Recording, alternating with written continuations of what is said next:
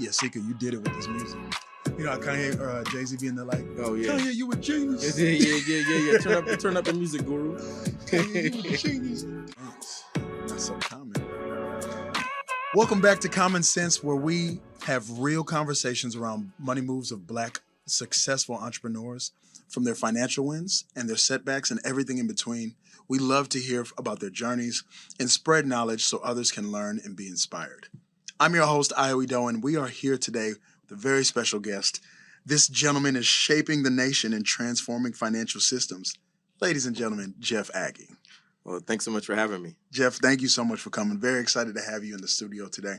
So, Jeff, most people, we give a quick bullet-pointed intro, but your intro is more of a phrase. Can you tell me more about what it is you do and how that phrase relates to you? Yeah, sure. So I own a strategic advisory firm called 2043, where we focus on infrastructure, innovation, and workforce. Our clients are typically institutions, so cities, foundations, and large corporations. So in terms of really transforming the financial systems, the work that I'm engaged most now is with Groundbreak, where I lead commercial development and entrepreneurship.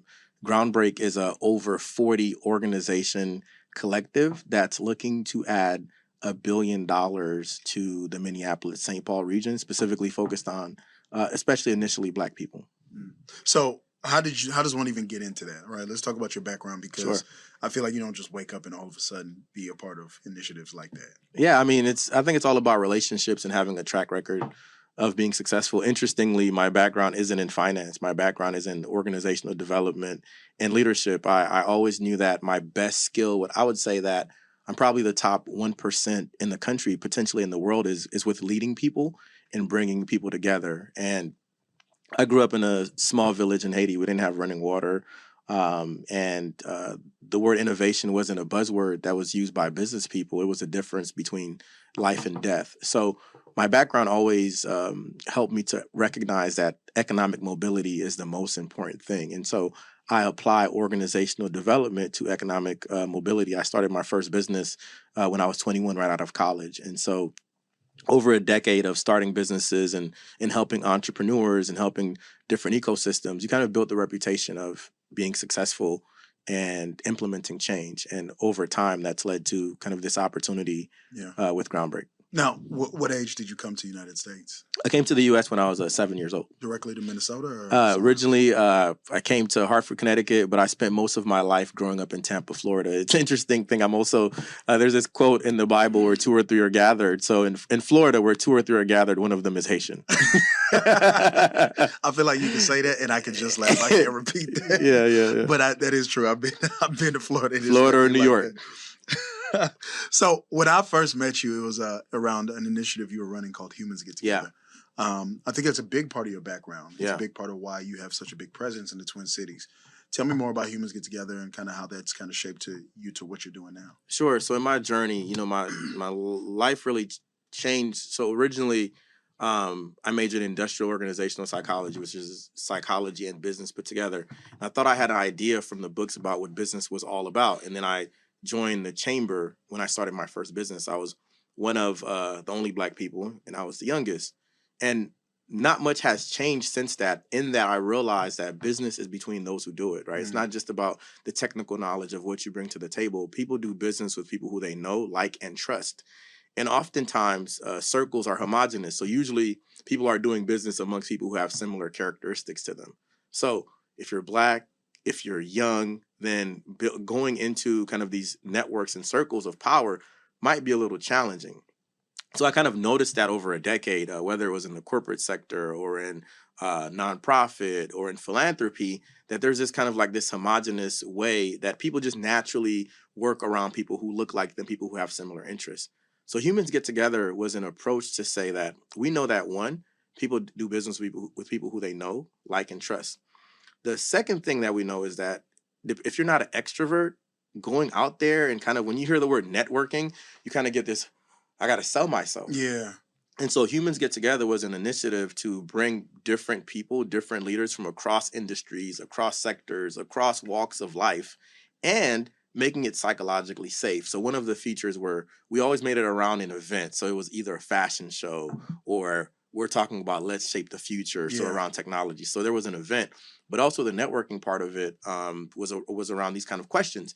And what we saw that were so many people now will tell you that they met their first either business partner, Yeah. a client from Humans Get Together by Yeah. making this more psychologically safe to just be around people. Yeah. So what you're saying is they came to watch Ayo walk the runway. Oh yeah, you but did they walk left, the runway. They left with a business partner. Is what you're That's saying? right. That's Because right. you can't tell me people not showing up to watch me wear something fly. Listen, and Come you on. know, I'll tell this to you. I don't know if you were like in peak form working out that day, but listen, it was a good time for sure. Yeah. You know, I had to get escorted back to the And car. you know, Let's when you put think that about way. it, you're with Ayo, you're with a president of a foundation that's running $3 billion. You're with a CEO of an organization. If you're an entrepreneur and you're looking to connect with an industry, you have Yeah. both your clients and potential investors Right. there. But it's not this kind of like feeling like you have to sell yourself. It's Yeah. just the kind of same environment that you get in the country club, Mhm. the kind of same environment you Yeah. get in these exclusive. More natural. Yeah, it's more natural and Yeah. it's curated for you. So that was one of the things that I kind of noticed, and Yeah. especially for those who were introverted, and it's been a massive success. So you said something. You said you graduated from college at 21 and went right into business, right? Yeah.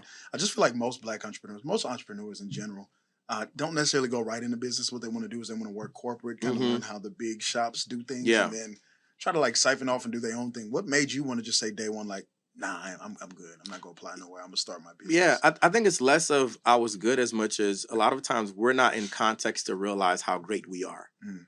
We're oftentimes not in opportunities for us to experience just the high skill that we bring to the table Yeah. and the unique qualities that we can do. Oftentimes you have to work yourself up. And so, especially in the corporate setting, usually you're not client facing or Yeah. facing the major decisions until you spend about like at least 7 years to that point. I was really blessed and privileged in college. Actually, the vice president of research and leadership at my university picked me to be an assistant for a program that we were running at the university, and that program was transforming the university from being a teaching institution to a research institution. And when that happened, I've always been a kind of entrepreneurial spirit, so I made a proposal on how we could turn this program into a research institute, right? With the audacity as a junior going into my senior year to do real that. proposal, Like a not real just proposal. just No, I trying to get spent a grade. days working on it. Sent it to her, and to her credit, she said, "Hey, Jeff, I want to take this to the board." She took it to the board, and they said, "Hey, you know, for legal reasons, we can't call it an institute, but we can call it a university-wide research program." So as a student, there were professors reporting to me, and she asked me to be the director of it while I was a student. So that opportunity gave me an opportunity to recognize that there was a gap when it comes to strategic planning for universities. Yeah. So I kind of learned all universities do strategic planning, but at the time, this is 2011. At the time, there wasn't strategic planning directly focused on the students. Yeah. I was early in recognizing that students are the product. Like this is like right. So as social media is evolving, if enough students put something on their social media about your university, the value is going down. Period. And so I noticed that because I had the opportunity to lead that most people don't get. So I got that opportunity to lead at 20 years old. So when I graduated college, I wanted to take that opportunity and expand it into my own business. So the minute you started leading, you were like, I gotta stay in this leadership. Oh yeah, 100%. Yeah. So 100%. So before then, did you feel like you were gonna go get a job somewhere, or did you always like? Again, I'm just trying to figure out what. Because I think for a lot of entrepreneurs is that eureka, like click, sudden epiphany moment, like I can do this. I can do this, matter of fact, better than everybody else. Yeah, you could say I was born to be an entrepreneur. You could say that because my father was an entrepreneur back when he was in Haiti. Yeah. He had the biggest shipping line in Haiti, which is how he got to America. He took one of his boats and brought a bunch of people and came to America. So I saw entrepreneurship early. My earliest memories are me being 1 year old on my mom's shoulders and her selling fish and doing all those things. Yeah. So I kind of saw that. And also I looked at, and this was after 2008, the market crash. You know, I looked at the opportunities that exist and the challenges that there were. And I always believed that given the opportunity, I can create better leverage and better opportunities for myself. So that idea of, I knew that I would go into entrepreneurship, not sure that I ever thought I would do it right after college. But when that opportunity presented itself, I'm wired that way. I'm wired to, if I see an opportunity, let's expand it. I'm wired that way. So tell me more about going into entrepreneurship early. Like obviously a lot of your friends you graduated with are going into sector, getting some pretty cool jobs, benefits, PTO. I mean, obviously at 21, you watching yourself not have those, I'm assuming.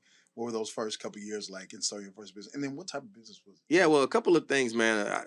Since college, a lot of people do things. Some people do things for clout. Some people do fame, Yeah. things for fame. I'm more of a clout guy. Yeah. That's really why we're here today. Yeah. As a Just kid, trying to get my followers. listen, I knew I wanted to do it for immortality.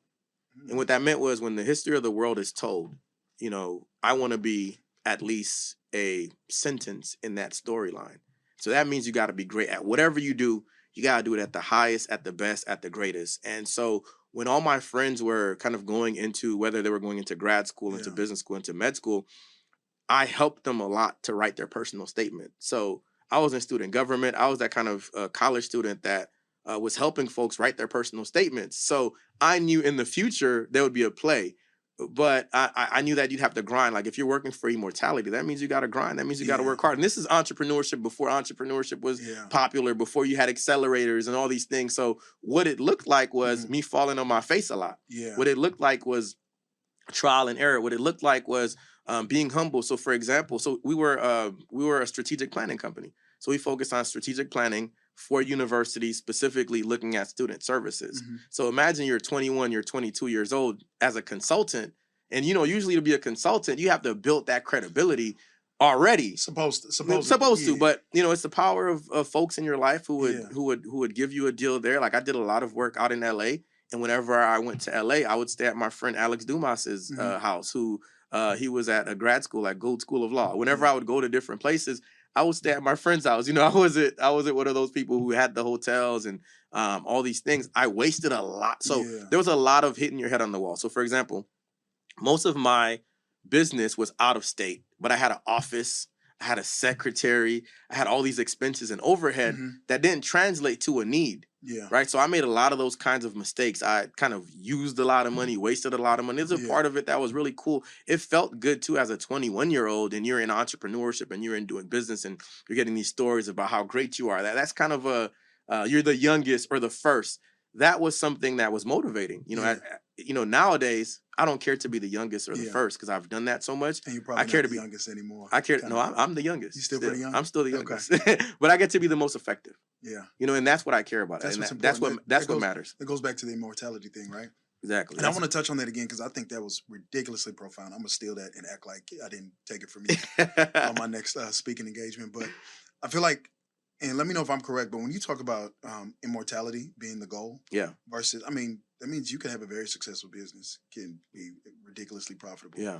And tremendous revenues and, happy work culture, XYZ, and still not feel like you've reached your goal, which I feel like you're trying to go above and beyond, not just trying to be successful like financially, but you're just trying to be successful in the sense of we can't tell the story of this sector without mentioning Jeff Aguy. That's right. I love that. Actually, I want to start thinking about like how I do things more that way. And the thing is, when that's your mindset, that means you do things differently. So for example, I've turned down a lot of business opportunities that would have made me money in the present, but would affect my ability to make billions in the future. Like when that's when your goal is framed in a way, it affects your behavior. Again, my background in organizational psychology, right? It's like it really affects your behavior depending on what your goals are. Depending on what your goals are, certain things are like water off my back. Like a lot of the time we talk about racism, we talk about all those things, and racism is a real thing, but I treat it as an occupational hazard. Like it's not something that gets me up or down. Like it really reframes the work for you when you're saying, hey, I'm doing generational kind of a work. It changes the approach. Like you think about Amazon, for a very long time, Amazon never made a profit. Period. Not until 2021, something like that. You know what I mean? But look at their market cap. They were disrupted. Look at their market cap, right? And so that's it's hard for us to think that way, especially people who look like me. Is when you grow up without a lot and you have a first opportunity to get something that you might want to get more. Yeah. But again, like I said, for me, it's about Kobe Bryant didn't start early on, right? It's about you're building the right habits. For me, it was about building the right financial habits, knowing how to actually run a business, being ready for the volume. See, because the kinds of for my work and in my industry, the kinds of clients that I knew that I would work with, the standards are different. Yeah. And so you have to be at that 1% standard. Before you even get from that first exactly. person. Yeah. No, I feel you 100%. You know what's funny? So like 60 to 70% of my clients are black, right? Mm-hmm. So a lot of teaching and coaching comes on along with, just building Mm-hmm. wealth in general. And I just feel like one things we need to start realizing as folks is that there's like different phases of your career. There's kind of Yeah. like that survival, just Yeah. make it phase, right? Yeah. And I feel like not enough, back to what you said, not enough people are looking at the $1 billion Yeah. deal down the Yeah. road. They're Yeah. more just like trying to pick up these quarters as they go, but as they picking up quarters, they drop in long-term dollars, right? Yeah. So, for example, let's talk about people that are afraid to take a step back for a potential role that gets them Yeah. potentially in the Yeah. C-suite, right? Mm-hmm. Because I'm not going to take a $30,000, Yeah. $40,000 pay cut. Mm-hmm. Meanwhile, they're messing something up in the future versus like the equity versus income conversation. Yeah, At for some sure. point, once your stuff is kind of taken care of, you're paying your mortgage on time, you send your kids to school, there's no holes in the sneakers, the lights are Yeah. always on. Yeah. There becomes a point where your brain starts to shift away from the survival and just stacking. For sure. And now the exit strategy, what's down the road, right? Yeah. I want that equity play. Like, Yeah. how do I become immortal? Like you Yeah. said. So I love that you talked about that. Let's shift gears because you answered about 7 of my questions, and I don't know what I'm about to do now because you just went deep. But what do you feel like you do well as an entrepreneur, as a leader? Yeah. So I think what I do really well is I can say with confidence and not a sense of cockiness or anything like that, that I'm in the top 1% in leading. I've always been a leader since I could remember. Since I was 2 or 3 years old, I've been organizing people. Yeah. And my graduate degree is in organizational leadership, creativity, and innovation. So my background, what I naturally do really well, and then my academic background is that it doesn't really matter what field or industry that I'm in, because it's about aligning people with the right process for the outcomes that we have. Yeah. And leadership is really about motivating others towards a goal. So I know that I do that really well, like at the top 1%. I probably do at least 10 things at the top 10% of what they are. So for example, there's been times where I went and led marketing for an organization. There's been times where I've helped folks fundraise. There's that technical skill that you have to build. Yeah.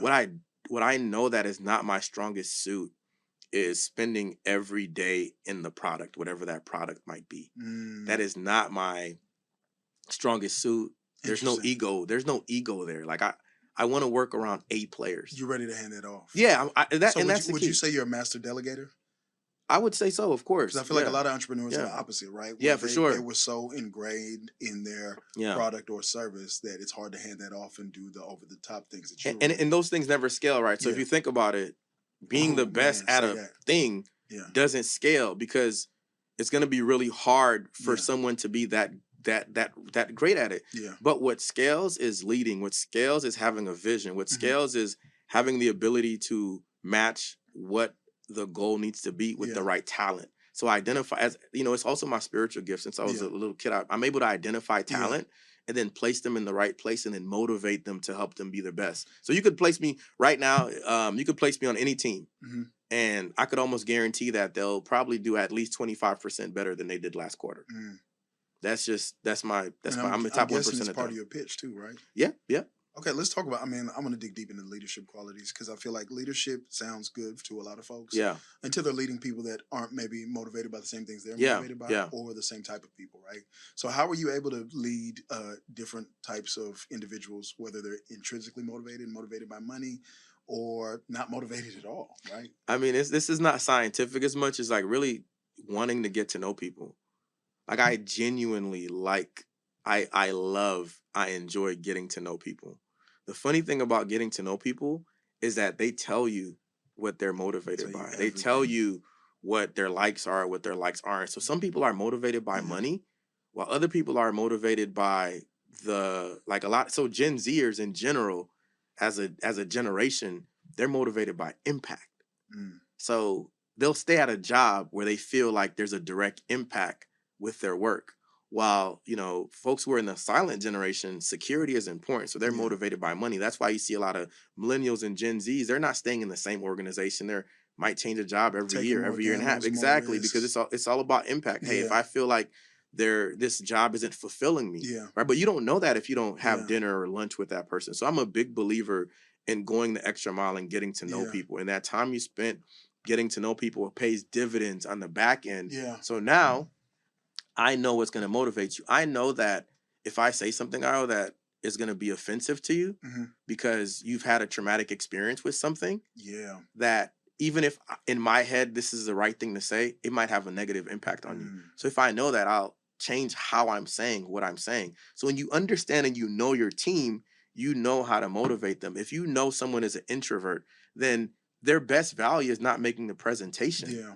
You know, because that makes them nervous, even though they might be really great at it, but they get their energy from that one-on-one interaction. Yeah. So you want to make sure that you have a good person job fit so that the job fits you, your personality, the things that you care about, the things that you want to be, your dreams, your aspirations. And so, but that first getting to know people, it's as simple as not enough people take time out to do that, right? Or even want to. You sound like you have like an anthropology, sociology background. Oh man, do you, or do you just listen to a lot of smart people and read a lot of books? Man, listen, I listen to a lot of smart people. Yeah. I read a lot of books, and I steal a lot of my wife's things. Yeah. So my wife's a social worker. Her background's in social work. Okay. She's like really big on empathy. Sociology is one of her key areas, and you know, when I first met her in college, I was really big on let's get things done in business. And she's like, well, nobody cares about what you know until they know that you care. Yeah, period. I've heard that a million times. It's true. It's very true, right? It's true. Yeah, so do you feel like a lot of leaders lack the ability, or like just overlook the ability to sit down with everybody and try to understand them before they start bossing them around and telling them what to do? I think a lot of leaders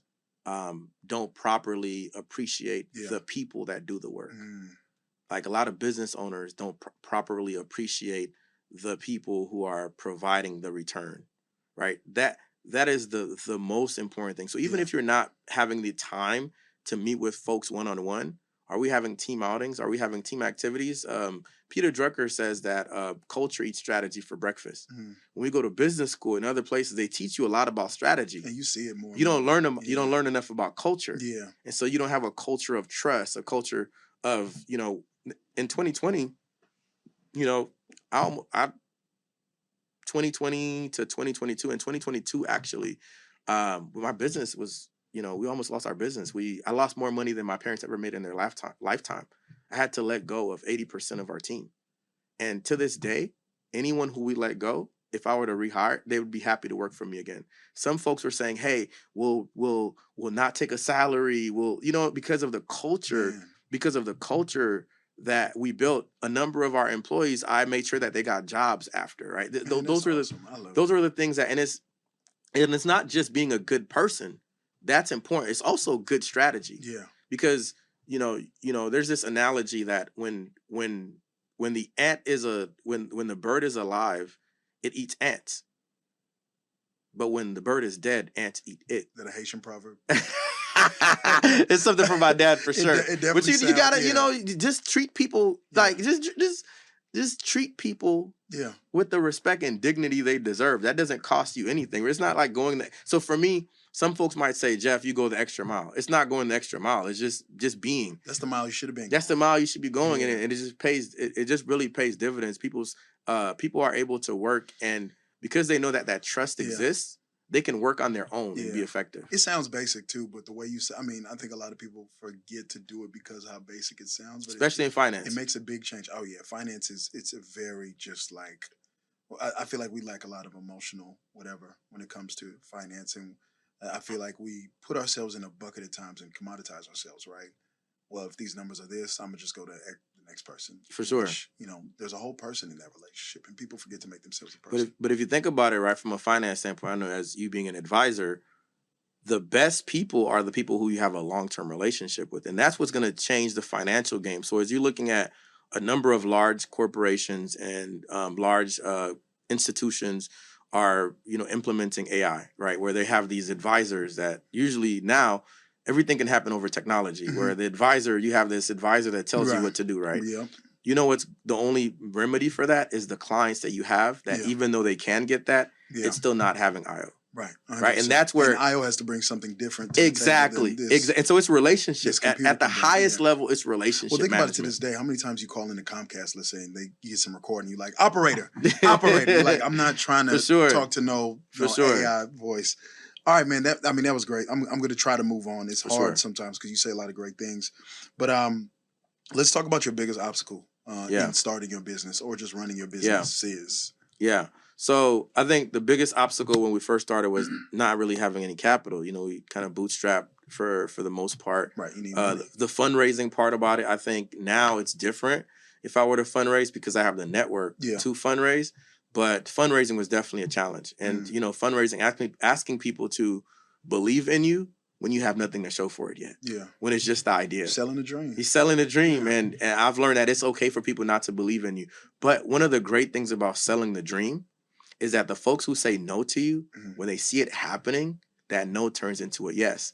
But if you never shared it with them, then they don't have the opportunity to see you make it happen. So you're a big seed planting guy. I'm a big believer in planting seeds. You'll sell to people you know won't be a yes. Oh, 100%. 100%. Like it's not along for the ride. A lot of times it's not about the yes. Yeah. It's about the relationship. That's why I'll tell you, if you're doing it for immortality, it's not about the yes, it's about the relationship. You know, a number you asked me earlier about kind of these large projects that I'm a part of, a big part of it is really because there's no job application for these things. So one of the things that our organizations, one of our clients that we work with that actually created the plan, has about $2 billion. It generates $2 billion in economic activity per year for the city of Bloomington, right? But there wasn't an application for that. It was, okay, we've been brought in to work with the Small Business Center. Do that really effectively. Build relationships with the leaders such as Carla and Faith Jackson that brought me on. Then that means that we're building a relationship with the mayor. So naturally, if the mayor is looking to do a workforce council, who's the person who can do it? Naturally, that's me because I've built that relationship and I've showed that, right? So from building that relationship, when the mayor is talking about workforce and we're like, Mr. Mayor, you know, we're missing an opportunity for not just workforce, but the entire economy. And his directive is, Jeff, go big or go home. So now when I present that plan, he accepts it. And now this economic plan is generating $2 billion in economic activity per year. But there was no application for that economic plan, right? So now I can talk about multiple projects that I have that are billion-dollar projects, but they weren't billion-dollar projects when we first started. So that's the idea about building relationships and winning, right? It's not just building relationships and being nice and schmoozing like the kids talk about the Riz or having charisma. It's about being effective and doing a damn good job. So if I'm a finance person, my whole equity pitch is never to people to say, hey, you know, hire us because we're a Black-owned business and all those things. In fact, you won't even find any of that information on my website or any of my companies. The reality is hire us because we can provide a bigger return than anyone else. Period. And then we do something small. And when we win, now you've built trust and built confidence. So over time, there's this compounding benefit of having those relationships. And who else people talk to about when we do a great job? Their friends. And remember what I told you earlier about people do business with people who they know, like, and trust? Those friends are usually similar to them. So they're typically senior executives. And now you're forever in that circle now. So now you're forever in that circle, and it just continues to grow more and more, and the contracts get bigger and bigger. I love that. Let's talk about do's and don'ts financially. Sure. Right? If you are a starting entrepreneur right now, what advice do you have? Some do's and don'ts that maybe you struggle with or that you just see happen a lot? No, so if you're a finance, listen, what I struggle with as an entrepreneur, I spent money on things that I don't need. Like personal stuff? Or? No, like office space that no one came to my office. Yeah. A secretary that nobody needed, right? Like business cards that nobody needed, right? Building this social media presence that nobody cares about. People can like stuff, but does that mean are they buying? So you need to spend your time. If you are starting a business, you need to only do two things. Build a really great product and service and sell that really great product and service. Everything else is a distraction. So if you're not making money, then don't worry about the other stuff. So if it's a product, make sure you're building the right product. Make sure you're seeing what your customers are seeing, and then make sure you're selling it. Make sure you're in the spaces and with the right. The other thing that I would say outside of those two important things is your customer the ideal customer? So there's the mistake that a lot of entrepreneurs make. Oftentimes, you want to sell to people who are like you. It doesn't matter what your race are. I want to have something that makes an impact. Okay, great. Sometimes our target client is the person who wants the product or what we're selling, but doesn't make enough money to buy it. That's terrible, but we still keep it going. The other challenge is people who make the money or organizations or institutions who make the money, but they don't want the service or they don't want the service from you. A lot of times we're chasing these two types of customers. The ideal customer are people who have the money to buy it and want it or have a need for it that they just might not know. in whatever businesses, whether it's a service business or a product business. So that you have to be so pointed at that customer. You have to know that that's your customer. If you can't tell me, hey, does this person really need that product or they really want it, as if their life depended on it, as if their organization depended on it, and they have the bread to sign it, if that's not the case, you're in the wrong business, especially early on as an entrepreneur, because you're going to need that momentum. I think entrepreneurship is a lot about narrative and momentum. What story are you telling and what's the momentum that you're getting? And then from that, you can do the social media. Then from that, you can do the marketing. Then from that, you can do all the other stuff. So how do you identify what that client base is? Like, is there a process, or do you just kind of start doing business and see who buys, and that's your client base? No, I mean, I think that got to be part of your developing that business, right? Developing that business. So for me, I know that I wanted to do strategic advisory. I know that I wanted to advise senior leaders in the corporate sector, in philanthropy, and in the public sector. What is it that they look for in that quality of a person? They're going to look for somebody who's academically someone who, when you look at their academic resume, done research, graduate research at Harvard, graduate research at the top Florida Hospital Innovation Lab, a lot of original research. So I know that I can lean on to from a research standpoint. They're going to look at who have you worked with, right? So I spent a lot of time working with people for free. Just to get that. Well, I don't want to say clout, but no, I mean it's to build credibility. Yeah, credibility. Credibility is important. So that when they have references, hey, what can you say about Jeffrey? I've spent a lot of my own money. We're just talking about Dallas, right? So in 2022, I spent about 74 days away from my family, and I spent over $80,000 because I was preparing for this project that we were building for an innovation district. And I know that I did not have the credibility to do that. So I spent that time traveling to different places all over the world, learning from the best people. And so I had to invest my own money to be prepared for advising these senior leaders, because guess what? These senior leaders are making decisions that affect hundreds of thousands of people, millions and hundreds of millions of dollars. So it can't be, this is my thought, this is my opinion. Yes, I have my thought and I have my opinion, but I can point to you where it has worked. I can point to you why it worked, and I can point to the fact that it worked, but that organization is different than yours, so you might want to do it that way. And so because I understood if I wanted to be a strategic advisor, then I needed to have all those things. Now at 34 years old and being one of the leaders in, the biggest economic project in Minnesota's history, Groundbreak Coalition, where the organizations that we're working with are the foundations that have the biggest endowments. They're the corporations that are the most impactful. They're some of the largest banks in the country and some of the most impactful banks locally. And the success of Groundbreak is going to tell the marketplace something else, right? It's going to say that Jeffrey can successfully manage or uplift or successfully manage $1 billion project. So now the projects look very different. So it's about being excellent. It's about executing at a very excellent level, and what that credibility buys you. When you do things extremely well, it buys you entry into the next room. And the room always gets bigger. When you do a poor job and when you fail, it demotes you. So then you got to keep winning. So you got to win every day. You got to win every day. And if you lose, get your behind back up and win again. Man, look, I want to I was going to get another question in, but I want to do like a mini question off of that. At what point, I mean, one thing I notice about you is you're very good at telling your story. You're very good at like letting people know what they can expect and what it is you do, right? I feel like everybody was told to have that elevator speech, and a lot of entrepreneurs don't take that seriously. I would say your elevator, like I'd ride the elevator up and down 3 times. To keep speaking, right? Man. Wow. At what point did you feel like that was important to be able to? I mean, there's the product itself, and then there's telling people about the product. You've obviously, I don't know if your product is good, right? But at this point, it sounds pretty good. Like, I want to partake. I mean, how much work went into that? And is that a constant thing, or refining your marketing? I don't want to say marketing, but no, it's a constant thing. And actually, like, what I've been doing my whole life is now a trend called CEO-driven organizations. So if I tell you, what kind of product does Tesla do? Electric cars, right? But no, Tesla sells the ability to transition from gas to renewable. Now they don't even want to focus on electric cars. They want to focus on robots, right? Elon Musk is why Tesla's value is as high as it is. You know, they don't produce more cars than GM. They don't, you know, it's about because you trust Elon to be successful, you then trust Tesla. Yeah. So the stock is a representation of Elon. Yeah. Right. And values. so it's been like that, where I realized that for me, my elevator pitch is less about me selling you a product that you want when you get out, and more about, hey, I want to hang out with this guy for dinner. Yeah. Hey, I want to go to lunch with you.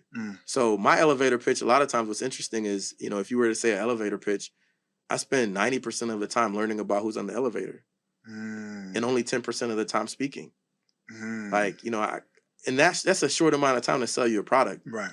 But it's not a short amount of time to get to know you. Yeah. Hey, I noticed that you are wearing XYZ. You know, where'd you get that? Oh, I got it from, you know, like that's a really important conversation. By the way, you know what? We talked about me for 90% of the time, Jeff. We didn't get a chance to learn what you do. Oh, I own a strategic advisory company. You know, I'd love to talk to you about it. Not selling you anything. I'd love to talk to you. Okay, well, here's my contact information, or you work with my colleague or my administrator to schedule some time. And now in this time that we scheduled, again, it's the idea of really getting to know. And I genuinely want to get to know people. So it's not like a trick or a gimmick. Phony. Yeah. It's not phony. So in that time, you get to know about my story. Like on my social media, my Instagram, for example, you get to know about my kids. You get to know that I'm from a small village. You get to know what matters to me. You get to know what cares. And you know what it means? By the time I get to the negotiate, let me give you an example of this, how wild it is. I was negotiating a deal with someone, and it was not that big deal. The deal was for, I proposed $60,000. And she came back and said, hey, Jeff, we're going to give you 75. Your babies need some shoes.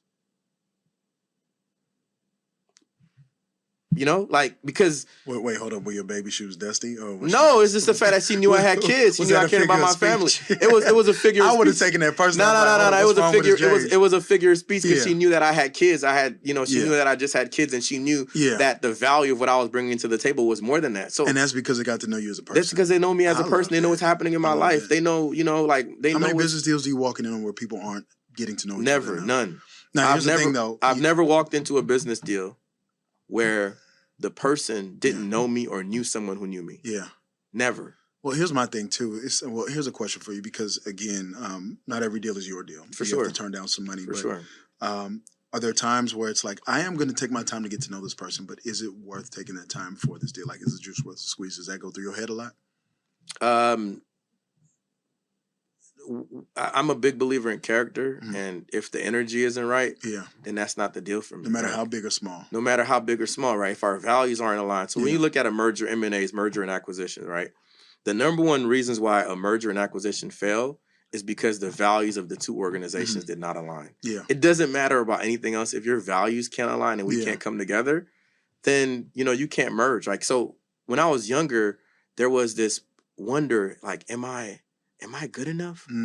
Like, am I going to add value? And 5 years into it, the data always said I've added value. That's why I told you earlier, I can confidently say you can bring me into any team and 25% productivity is going to go up. So because I have that confidence, the deal is never about my value. It's just, this is not the right deal. Right. And that's a different mindset when you walk in. I walk into some deals and say, in my mind, this person has to convince me to take that deal. Yeah, it's part of the maturation process of a business person. Even when I don't have it. And that's the thing, right? So the thing about it is to have that mindset even when you don't have it. Yeah. So what will happen is over time, it will always grow to that. But I think a lot of us want to wait to have it, to have values. Yeah. We want to wait. And, I've had situations where, I wasn't the one, it was a company that I was a part of. Yeah. And it wasn't me that was on the deal because I'm a minority owner in that company. And that person's values did not align. You know how much it cost our company? $600,000 and almost reputational harm. But it didn't cost me any reputational harm because everyone who was around knew who I was. But working with that person could have caused a significant reputational harm. Yeah. We lost $600,000 on that deal. It's all about values. And you don't compromise on those business values. Like, I care about how you treat your employees. I care about how you treat people. I care about your long-term outlook. I care about your view on how you imagine what the future would look like. Those are the kinds of and I've realized at a certain stage those are the things that matter to people because those are the things that we can go to dinner about. Can I take your family and my family out Like those things matter at the senior level, you know, because now I mainly negotiate with senior leaders, right? Directors and above. So, and most of the time it's with folks who are higher than that. Like at that point, it's about values. And the values conversation goes back to your original point of people do business with people that they feel know, comfortable, like, and trust. But that's where racism happens, right? Racism and a lot of these challenges that we have, I'm not saying that it's not racist, but it's also the fact that we're different. Yeah. So people don't know, like, what do we have in common? Like, if I want to go golfing and you're like, oh, I'd rather play basketball, then that person who don't know how to play basketball, now they don't want to bring you in. So it's like, it's all those things coming from a non-golfer. Exactly. I feel that, man. Yeah. I'm going to pivot real quick For again. Sure. Let's talk about your personal finance journey. Yeah. Right. We talked about kind of the business finance. Some things you struggle with on the personal finance tip, and then how have you been able to overcome those as well? So the biggest thing that I struggle with early on is I'm a big risk taker. Like again, I told you I'm trying to do immortality. So sometimes I take risks that are too big. Like I'll, you know, again, we've almost lost everything a couple of times. And you'll hear that story from different people who are really successful, but like that's like not a good thing to do. What's been helpful, when you got mouths to feed. Yeah, what's been helpful is having, again, we talk about that values. Yeah. My wife and I, our values are so aligned that she's always been the consistent. She's always making sure she's consistent, always making sure that 401k is what it needs to be, always making sure that she's consistent because I've taken a lot of risks. And, you know, I'll give you a quick story to illustrate the problem with that. So in 2022, we had a deal that we were working for. Everything was looking like it was going good. We had taken out loans for that deal in my company 2043. I had told you how I traveled, you know, all that time for this particular deal. Everything was almost bet. And we had verbal commitment. We had Fortune 500 CEOs agree. We had city leaders agree. We had all these people agree. The deal fell through, man. And I had to have a conversation with my wife that, hey, we're going to have to shut down the business. Because again, I had all these people that had severances, all this stuff, and she said, you know, no, we're gonna save the company. Yeah. She said, hey, this is okay, tell you about values. And she said, hey, Jeff, we're gonna put our savings into the company to save it. I said, okay, how much? She said, all of it. Wow. And since 2022, 2023 was our biggest year, 2024 is our biggest year. Yeah. But she knew that this was an opportunity for her to take a risk on me. Yeah. Wow. Because I've been the risk taker. And when I was the one saying, no, let's not take this risk. Let's cut our losses and do something different. But that's that kind of values aligned. So I would say having a balance between taking risk or a balance in, you know, in finance, they advise you, as they should, to have a balanced portfolio. Right. And I would say that's what I've struggled with. Yeah. Like my entrepreneurial nature is always causing me to push risk. And so now, today, I have a more balanced approach in our family, in our family's family budget. You know, making sure that more calculated. Making sure it's more calculated. I'm still a risk taker, but now I think of it as a responsibility to the lifestyle that my family, like my son's in private school, he's thriving, right, and so it's all these things of my decisions no longer just affect me, as an entrepreneur. So that's the part where now I become. I work with a lot of entrepreneurs, athletes as well too. And the good thing is, it's just like a lot of big inflows. Exactly. And then a lot of silence. Too, exactly. Right? So I think the biggest thing with folks that need to take risk personally, if you're asking. Of course. I'm, you know. The biggest thing is just calculating them, right? For sure. Knowing where to not be risky and knowing where to like be, you know, go balls to the wall, right? At the end of the day, if I risk all of this and lose all this, I still have this. Exactly. And vice versa. If I succeed, cool. This just adds to it, and we recreate. Oh, for sure. Reconvene and create a new plan. I would say to that point is, what's helpful now is having a budget for risk. Yeah, you know, that's super helpful. That's what companies do. Yeah, it's having so it's easier. Yeah. So I would say that I wasn't following the principles in my personal life that I was following in my business life. Yeah, right. And so it's always that's a good one. Yeah, and that's a lot of us are like that, right? Where we're, you know, following these things in our business. You get so tired at the end of the day doing all that stuff. Exactly, you go home, and that's why I mean, like having my wife, my partner, man, is such a great partner in that. We're having a little conversation the other day, and she's like, Jeff, I'm the COO of this home. I know how things work and you don't. And she wasn't saying it to be mean. She was saying, because I was trying to say, we need to do this, do that. And she was right.